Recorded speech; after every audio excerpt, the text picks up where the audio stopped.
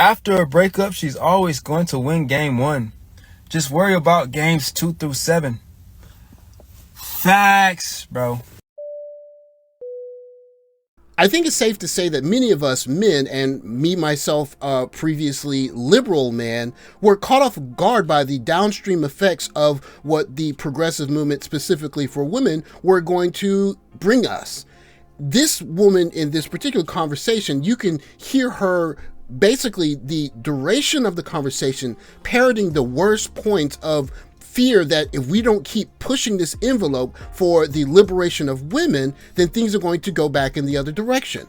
But then again, if this is a 7-game series, and let's say that you were surprised by the first game of the series, and maybe you're not married to a woman that's treating you like your mother or your grandmother, well, this is not the whole series, it's just the first step.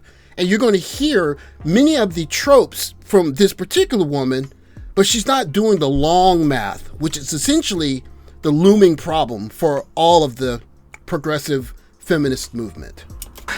We wouldn't have been able to go and get a mortgage or a bank account on our own. We couldn't have anything. So instead of blaming feminism, which has got us around this table so frequently, I feel we should look at, okay, feminism got us here, and now what would we like next?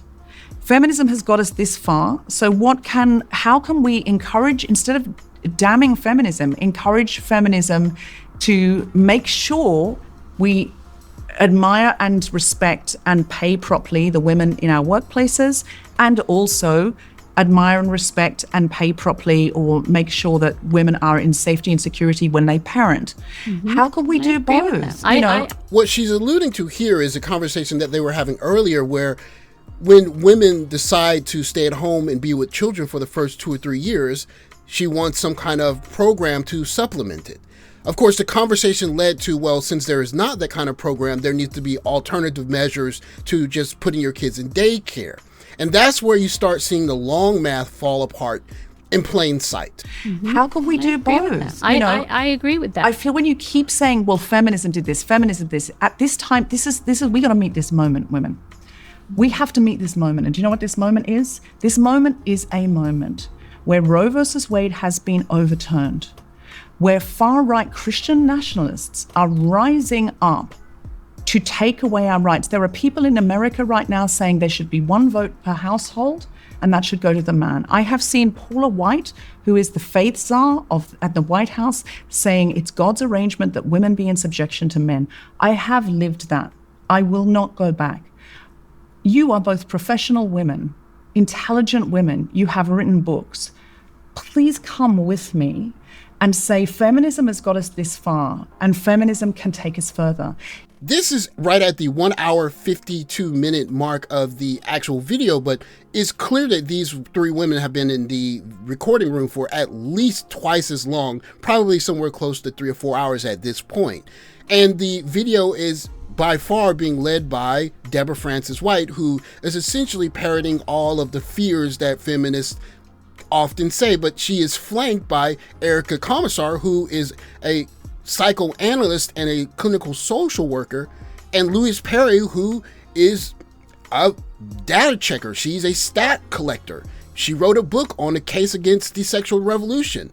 And what you're seeing is a bit of frustration on their parts, because if people like Deborah Frances White continue to parrot this kind of, I dare say, extreme feminism, then you can't really move anywhere because it's just not going in a direction that can be remedied. And you can see a measure of fatigue on their faces because they're almost coming to the realization that they cannot reason with this woman. If you keep saying feminism's to blame, the manosphere are watching and they take those clips, they go, see, women are saying feminism. So I think the idea is, I believe in maternal feminism, where all women are respected, whether they work at home or they work outside the home. Luis. So I think that is exactly why we need to be thinking about maternal feminism.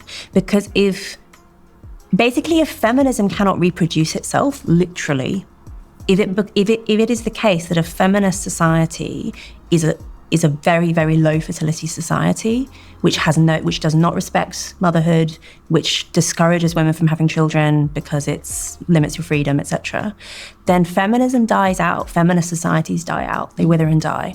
And conservative, very conservative, not the kind of conservative I'm okay with, like the very conservative societies, if they are the only ones that can accommodate children, then they win. Every guy should start in jail and have to work his way out. Absolutely. I think love that idea. Because it's like you need to earn your place out here. You do. In my opinion. You do. And it should be treated as if they're on probation for a while. Like one strike, you're back. Yeah, even when they're out. At the moment, the best predictors of within low fertility societies like ours, the best predictors of how many children you have is basically how religious you are and how conservative you are. Now Republicans are massively outstripping Democrats. And the thing is that all of this stuff is at least to some extent heritable. People are to some extent, they adopt the politics and the worldviews of their parents. Not always, obviously people rebel, but in general, you imitate the culture you were raised in. Basically, the current trajectory, while we're kind of arguing about the rights and wrongs of this stuff, the current trajectory is for our society to become much more conservative. And that's what the birth rates phenomenon spells for everyone. And I mean, I genuinely think as someone who likes being able to have my own bank account and vote and whatever, I actually have choices. Yeah, right. Like I'm a centrist here, okay? And I actually think that if we care about any of that stuff, then we have to find a way of having a feminism that is fertile. The argument being made here by Louise Perry is a very factual, fact-based one. If women are going to be feminist and they want to change the way of doing things away from the traditional way of doing things, they have to find a way to do it and be able to reproduce it. And that is the looming problem when I talk about the game 2 through 7. How do you do this down the road? How do you get guys to want to come into a space and help you be this if you don't have a healthy place for them?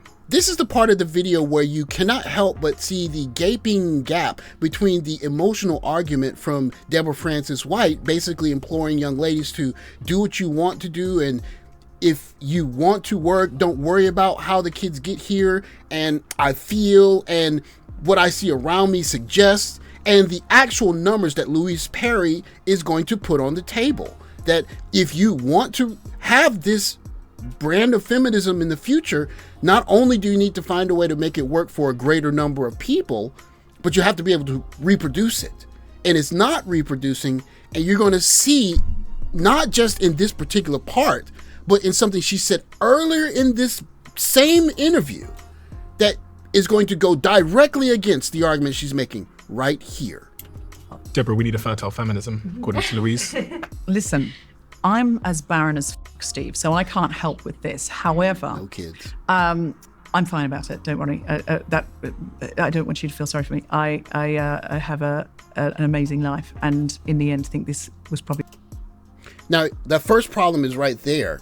She doesn't have any kids, or at least she's saying that she's barren, so maybe she doesn't have any more kids. I'm not sure. But as adamant as she is, her views can only be spread by spreading her views to other people's kids.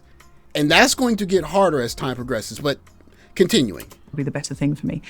But I don't think we need to call it maternal feminism. All the feminists I know either have children or really support the mothers in their community, including me. I don't recognize this, guys. I don't recognize it. I feel like I go on marches, feminist marches in London. There's children everywhere. Secular progressive people are so below replacement, just on the data. If you go back 20 minutes previous to the point of the video that we were just watching, you can almost hear Erica Commissar making a plea to modern feminist women that there is a special place that women used to hold in society that in the wake of feminism is now gone. And if you don't have that role there, then feminism essentially can't work. 50% of young women don't want to have children. So, again, I'm all for choice, and I think women have to come together. So in a way, the feminism movement didn't unite women, it split women. In many ways, the second wave of feminism, women were historically, for millennium, the caretakers of a community, the community leaders. They would check on the elderly. They would feed the poor. They would take care of the children, right? So what happened is that we took them out of their caretaking roles, and it was like taking a keystone species out of the environment. Much of the environment degraded and shriveled up. That's why we're seeing 50%. That's why we're seeing, in my opinion, that's why we're seeing such a rise in mental illness. Women aren't going to check on their neighbors anymore. They're not feeding the poor at their local church. They're really preoccupied with making money and materialism and the GDP and a world in which they are no longer caretakers. Now, not everybody's meant to be a caretaker, but the point is, once we lose that linchpin, the society degrades. The ecosystem. It degrades. We are doing terrible damage to our children by putting them in daycare. Now, daycare was the feminist agenda. It was about the second wave of feminism. They said, put your babies in daycare. It's the only way you're going to go back to work and work. And they didn't talk about children. Poor women can live together and support one another and form communities. They can share care of a caregiver.